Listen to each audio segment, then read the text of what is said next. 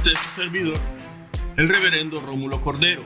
Bienvenidos a su programa Desde el Desierto. Gracias por darnos su atención. Esperamos ser de bendición para su vida como usted lo es para la nuestra. Que el Señor Todopoderoso nos revele su gloria y traiga gracia y paz en nuestros corazones. Bendiciones. Lo que Jesús busca en sus líderes. Continuando con el video anterior, en un análisis un poco más profundo, veamos estas enseñanzas como cruciales para el estudio de Mateo 24 y las declaraciones que Jesús hace sobre el fin de los tiempos. ¿Qué es lo que Dios juzgará verdaderamente, por lo menos dentro de su pueblo? ¿Cuáles son los valores fundamentales del creyente o que necesita exhibir el creyente durante el criterio o ante el criterio de Dios? ¿Y cómo puede el creyente a cualquier nivel agradar a Dios por el amor al servicio de su pueblo? Este discurso puede ser dividido en 2 o 3 partes. Una en donde Jesús les habla a sus discípulos y al pueblo o a la gente.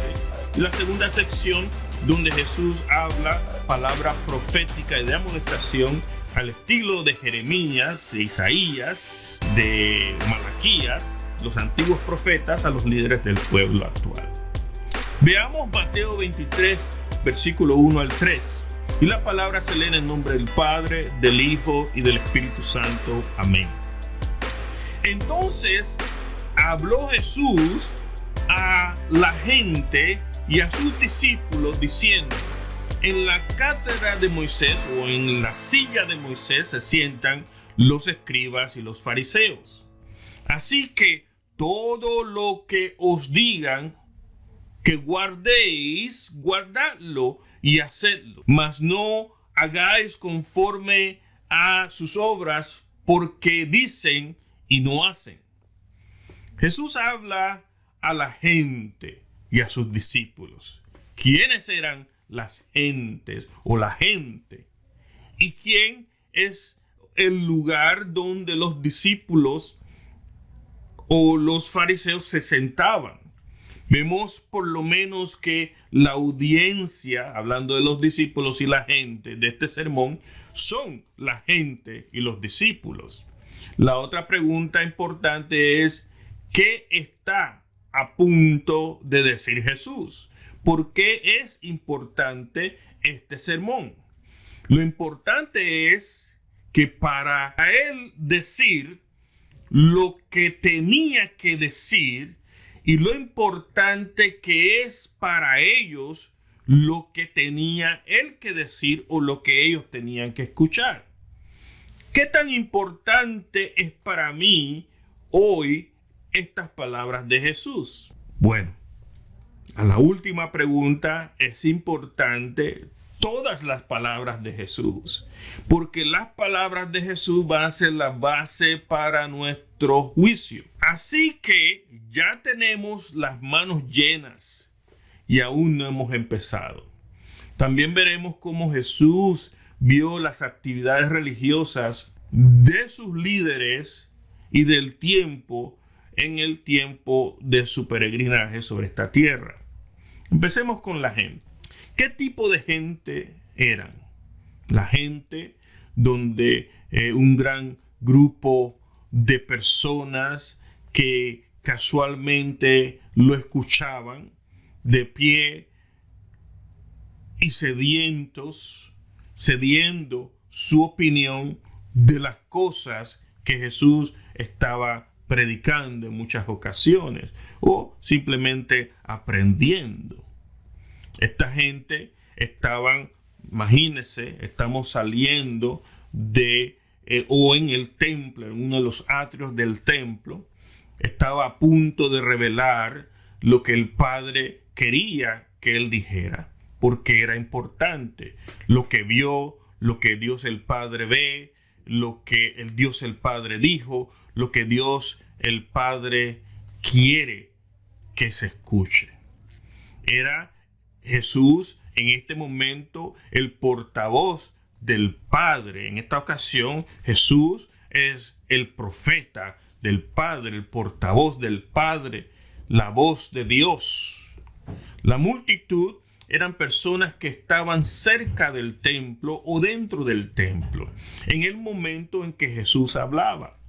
Algunos tal vez simpatizantes de sus enseñanzas le seguían de un lugar a otro, pero sin ningún compromiso. Pero aquí, estas personas estaban unidas con los discípulos, que sí, al contrario de las gentes, tenían un compromiso.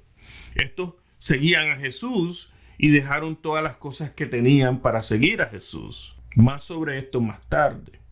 Pero la multitud o la gente era gente de la vida cotidiana, de todos los ámbitos de la vida. Habían ricos, habían pobres, habían gente sin casa, desamparados, hambrientos, había prostitutas, enfermos, ladrones, ciegos, mentirosos.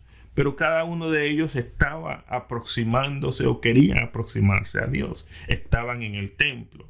Una o dos personas religiosas, nos imaginamos, que querían escuchar algo que pudiera usar en contra de Jesús, etc.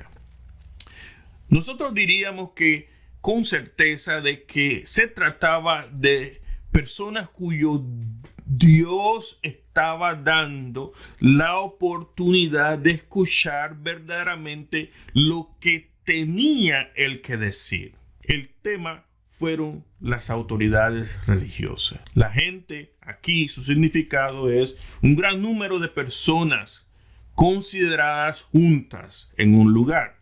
No especifica ni el sexo, ni el tipo, ni las edades. Personas comunes. En una serie de idiomas, el equivalente de la gente común es la gente pobre.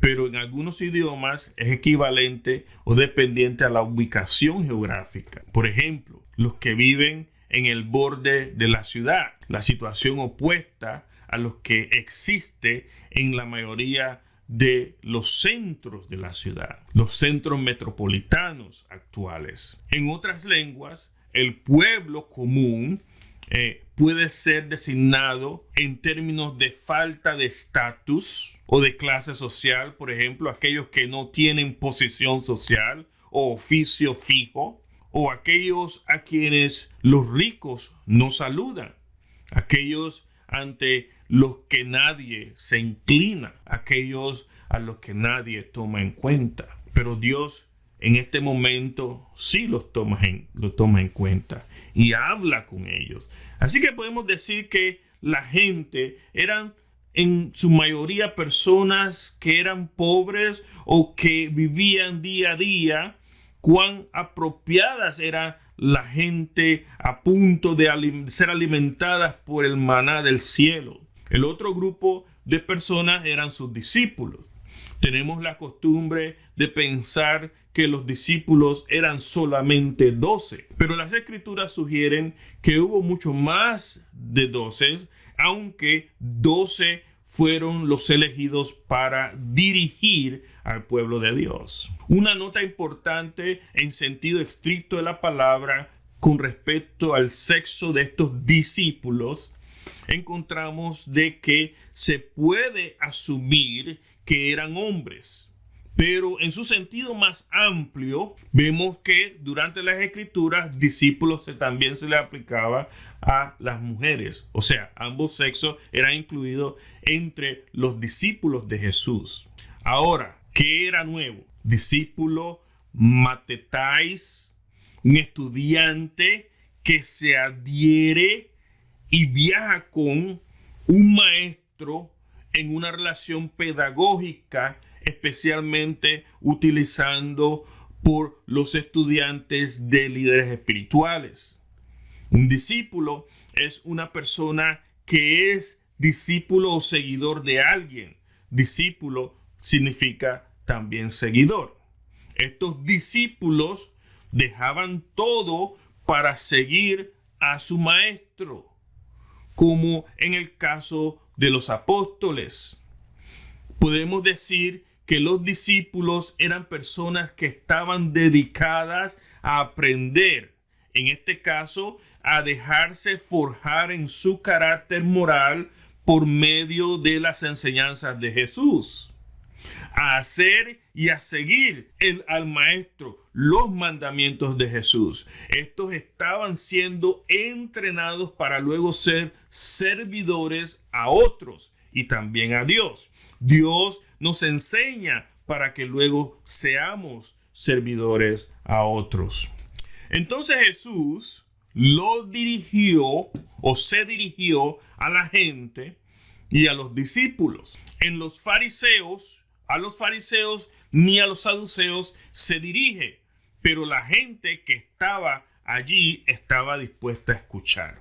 Jesús comenzó a hablar. Tal vez nadie esperaba que hablase en forma directa o en voz alta, mas sin embargo, él comenzó a declarar, y esto podemos decir a predicar, la visión de Dios, lo que Dios ve, lo que Dios desea, lo que Dios, por decir así, ambiciona, demanda. ¿Cuál es el criterio de Dios? Cómo Dios veía a la gente de la época, y en este caso a los líderes de la época. Nos encontramos con tres grupos: la gente, los discípulos, los escribas y los fariseos. ¿Quiénes eran los escribas y los fariseos? Los escribas eran personas que habían aprendido a leer la escritura final. Sabían leer por lo menos, y muchos sabían también escribir. No mucha gente en el tiempo de Jesús sabía leer y mucho menos escribir. Hemos recorrido un largo camino, mucho camino el día de hoy. Hoy en día la mayoría de las gentes sabe escribir y leer, al menos en los países subdesarrollados y desarrollados. Los escribas eran un grupo seleccionado de personas que se ganaban la vida prestando servicio en estas capacidades. Eran maestros de las instrucciones o las enseñanzas de Moisés, lo que se llama la ley de Moisés. Un escriba, grammateis, es una persona culta que haya podido leer y escribir, probablemente con un enfoque también en la enseñanza del significado de los documentos escritos o de lo que nosotros conocemos como el Pentateuco y los libros apócrifos.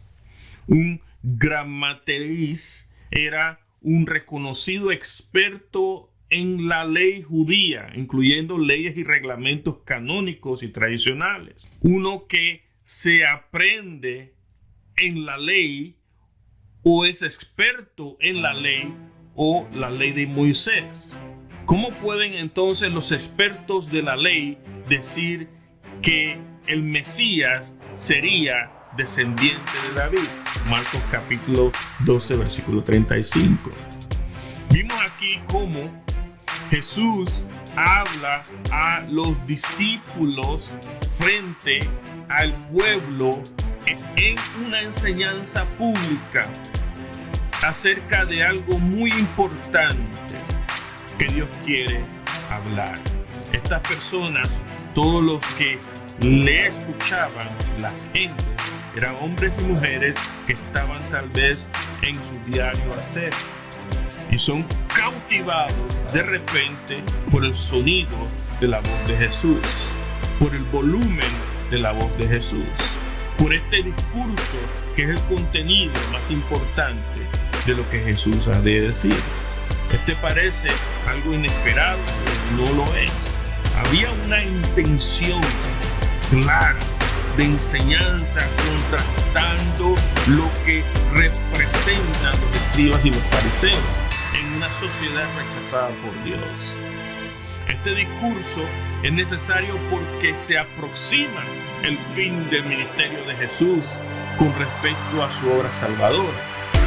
Después de esto, ya no le verían más hasta que dijeren: bendito sea el que viene en el nombre del Señor. Pero estas palabras que él parece decir parecen simples, pero fueron de advertencia del juicio que comenzaba por la casa del pueblo de Dios. Si quieres ser grande entre el pueblo de Dios, aprende a barrer, aprende a limpiar, hazlo con amor, hazlo con cariño, con alegría, con gozo y por amor a